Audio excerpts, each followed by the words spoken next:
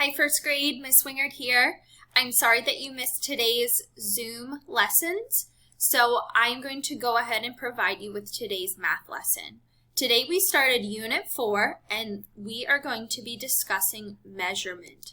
In these first few lessons we will be measuring using paper clips, crayons, pencils, string, whatever you decide to put in your measurement kit, which is another seesaw activity today. So the first question that we discussed as a class, which tree is bigger? Tree 1 or tree 2? As a class, some of us thought tree 1 was bigger and some of us thought tree 2 was bigger. So I will share some of the things that your classmates said. Some students said tree 1 is bigger because it is taller and it reaches up to the clouds and to the sun higher. Tree 2 is wider, so if we look at the width or from left to right, it is wider. So there are different ways that we can measure and different ways that we look at measurement and what we think about when we think about length, height, and width. So I'm going to go to the next page, and today we had a box and we discussed ways that we can measure this box. We can measure the length of it from left to right. These are called the edges, right? Each of these areas where the two faces come together is called an edge.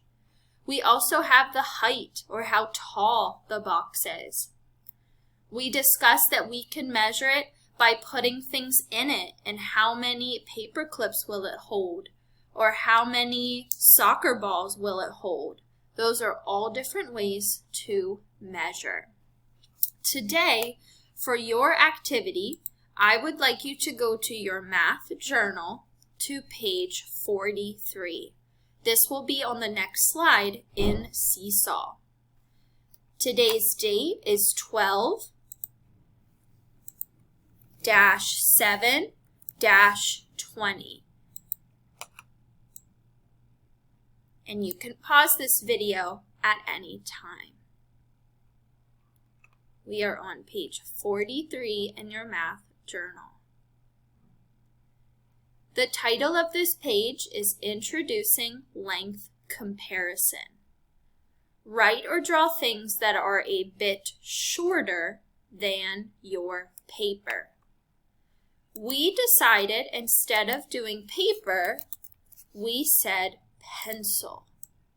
So write or draw things that are shorter than your pencil, the pencil that you are using to complete this page.